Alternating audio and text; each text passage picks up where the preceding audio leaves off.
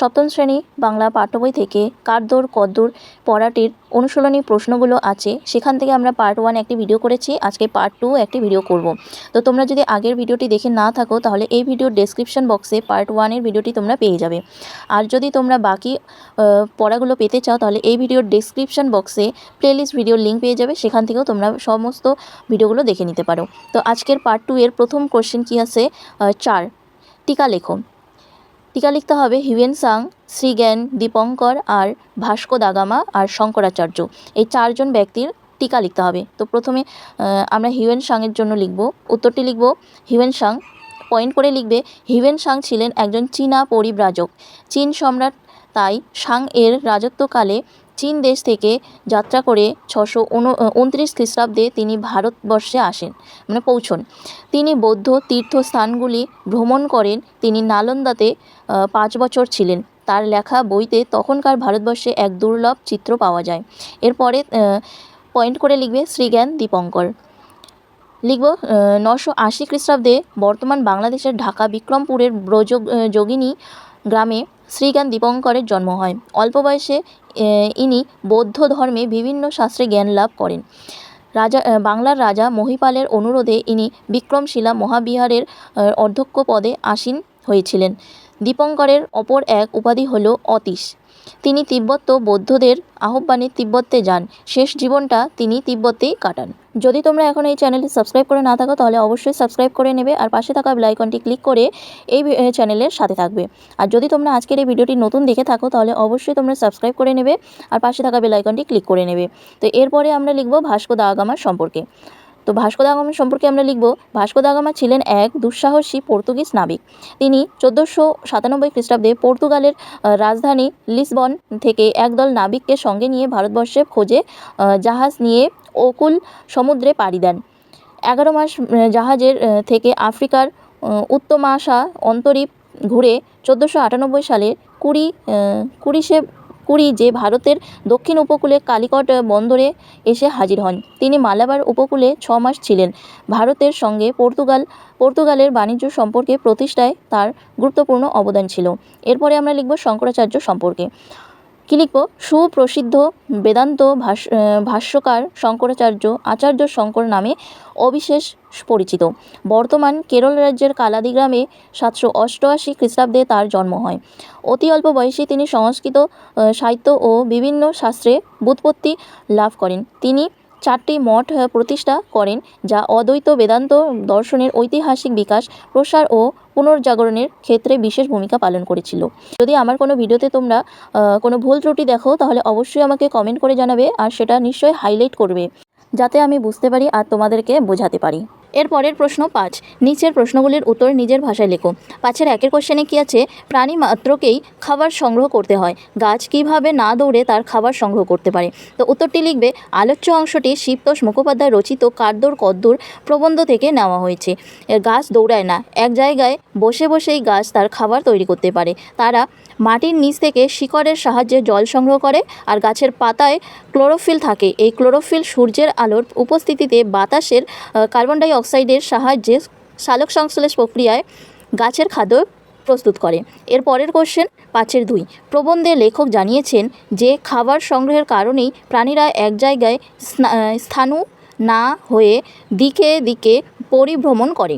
তুমি কি এই মতটিকে সমর্থন করো? তোমার উত্তরের সপক্ষে যুক্তি দাও। তো উত্তরটি লিখবে উদ্ভিদরা এক জায়গায় দাঁড়িয়ে নিজেদের খাবার তৈরি করতে পারে, প্রাণীরা তা পারে না বলে তাদের এক জায়গায় স্থির থাকলে চলে না। খাবার সংগ্রহের তাগিদে তাদের এক জায়গা থেকে অন্য জায়গায় ছুটে বেড়াতে হয়। যদিও খাবার সন্ধান ছাড়াও তারা বাসস্থানের সন্ধান, আত্মরক্ষা বা বংশবিস্তারের জন্যও পরিভ্রমণ করে, তবুও খাদ্য সন্ধানই তাদের পরিভ্রমণের মূল কারণ। সুতরাং লেখকের মন্তব্যটি সম্পূর্ণ সমর্থনযোগ্য। এর পরের কোশ্চেন 5-এর 3, গমনাগমনের প্রকৃত মাধুর্যটা আমাদের চোখে পড়ে সাধারণত উচ্চতর প্রাণীর মধ্যে। পাঠ্যাংশে উচ্চতর প্রাণীদের গমনাগমনের মাধুর্য কিভাবে প্রতিফলিত হয়েছে আলোচনা করো। তো উত্তরটি লিখবে আলোচ্য অংশটি শিবতোষ মুখোপাধ্যায় রচিত কারদোর কদ্দুর প্রবন্ধ থেকে নেওয়া হচ্ছে। উচ্চতর প্রাণী বলতে এখানে সামুদ্রিক জীব, পতঙ্গ, শামুক, চিংড়ি সহ পাখি ও জন্তু জানোয়ারকে বোঝানো হয়েছে। শেষে শ্রেষ্ঠ প্রাণী মানুষের কথাও বলা হয়েছে। সামুদ্রিক জীব সমুদ্র স্রোত গা ভাসিয়ে পাড়ি দেয় মাইলের পর মাইল। চিংড়ি চলে দাঁড়া নাড়িয়ে, কোনো কোনো পতঙ্গ উড়বার সময় প্রচণ্ড জোরে ডানা নাড়ায়। শামুক চলে তাদের একটা মাত্র মাংস পুরু পা দিয়ে জলীয় চিহ্ন রেখে। আবার উচ্চতর জীবেদের মধ্যে গমন শক্তিও অনেক পার্থক্য আছে। কোনো কোনো জন্তু তাদের দেহের ভারী ওজন সত্ত্বেও তীব্র বেগে চলে।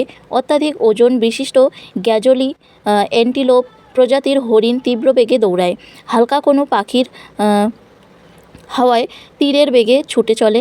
বেজায় ওজন নিয়ে কাদা ভেঙে হিপো চলে থপ থপ করে।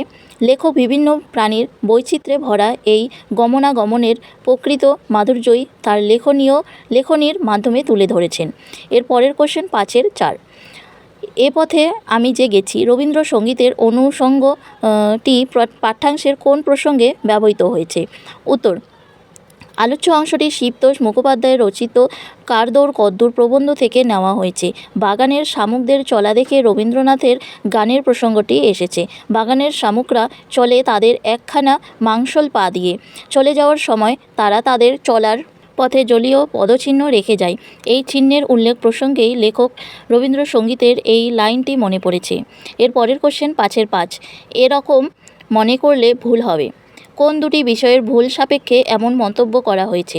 উত্তর, আলোচ্য অংশটি শিবতোষ মুখোপাধ্যায় রচিত কার দৌড় কদ্দূর প্রবন্ধ থেকে নেওয়া হয়েছে। কোনো হালকা পাখির হাওয়ায় তীরের মতো ছুটে চলে যাওয়া আর বেজার ওজন নিয়ে একখানা হিপো বা জলহস্তির কাদা ভেঙে থপথপ করে এগিয়ে যাওয়া, এরকম কথা মনে করলে ভুল হবে। এই দুই প্রকার প্রাণীর গমন প্রসঙ্গে উপরোক্ত মন্তব্যটি করা হয়েছে। প্রকৃতপক্ষে গমন শক্তি বিচারের ক্ষেত্রে কেবল অতিক্রান্ত দূরত্বের কথা মাথায় রাখলেই চলে না, বিচার করে দেখতে হয় তাদের দৈহিক ওজনের বিষয়টিকেও। এর পরের কোশ্চেন 5-এর 6। উচ্চতর জীবদের পেশি কাজ করার ক্ষেত্রে কিভাবে শক্তি উৎপাদিত হয়? উত্তর, উচ্চতর জীবরা পেশির সঞ্চালনের সাহায্যে পা নাড়াতে পারে। যখন পেশি কাজ করে তখন অ্যাডিনোসিন ট্রাইফসফেট মানে এটিপি নামক রাসায়নিক পদার্থের ক্রিয়ার ফলে শক্তি উৎপন্ন হয়। এর পরের কোশ্চেন 5-এর 7। ক্রমবিকাশের ইতিহাসে জানা যায় এ প্রসঙ্গে লেখক কোন তত্ত্বের অবতারণা করেছেন? উত্তর, আলোচ্য অংশটি শিবতোষ মুখোপাধ্যায় রচিত কার দৌড় কদ্দূর প্রবন্ধ থেকে নেওয়া হয়েছে। ক্রমবিকাশের ইতিহাসে জানা যায় ঘোড়ার পূর্বপুরুষদের এখনকার মতো খুর ছিল না, তাদের পায়ে ছিল 5টা করে আঙুল। কিন্তু ক্রমবিকাশের পথ পরিক্রমায় আস্তে আস্তে অন্য আঙুলগুলি অদৃশ্য হয়ে যায়, থেকে যায় শুধু মাঝের আঙুলটি, যাকে আমরা খুর বলে জানি। এর পরের কোশ্চেন 5-এর 9। মানুষ এখন শুধু নিজেই চলেই ক্ষান্ত নয়, নিজের চলা ছাড়া বর্তমানে মানুষ কী কী জিনিস চালাতে সক্ষম? উত্তর, মানুষ এখন শুধু নিজের চলেই ক্ষান্ত নয়, সে অন্য সব কিছুই চালাতে সমান উৎসুক। সে এখন জলে চালাচ্ছে জাহাজ, স্থলে চালাচ্ছে বিভিন্ন ধরনের যানবাহন এবং রেলপথে রেল চালিয়ে এক প্রান্ত থেকে আর এক প্রান্তে ছুটছে। আকাশপথে মানুষ চালাচ্ছে প্লেন ও জেট। এমনকি 10 দিনের পথে সে 1 ঘন্টায় কিংবা কয়েক মিনিটে পাড়ি দিচ্ছে। মানুষ এখন আকাশটাকে ঘোর দৌড়ের ময়দান করে তুলেছে। এর পরের কোশ্চেন আমরা এখানে 10 নাম্বার আর 5-এর 8 নাম্বার কোশ্চেনটা আমরা করব না, এখানে অতটা ইম্পর্টেন্ট নয়, তাই আমরা করব না। তো একবারে চলে যাব আমরা 5-এর 11। আজকের এই ভিডিওর শেষ কোশ্চেন 5-এর 11। কী আছে? এ যাত্রা তোমার থামাও। লেখক কাকে এ কথা বলেছেন? এ কোন উত্তর তিনি কিভাবে পেয়েছেন? উত্তরটি লিখবে প্রথম কোশ্চেনের জন্য। আলোচ্য অংশটি শিবতোষ মুখোপাধ্যায় রচিত কার দৌড় কদ্দূর প্রবন্ধ থেকে নেওয়া হয়েছে। লেখক এ কথা পাগলের মতো হনহনিয়ে ছুটে চলা পৃথিবীকে বলেছেন। এর পরের প্রশ্নটার জন্য একটু প্যারা করে লিখবে। লেখক এর উত্তর পেয়েছেন দক্ষিণা বাতাসের কাছ থেকে।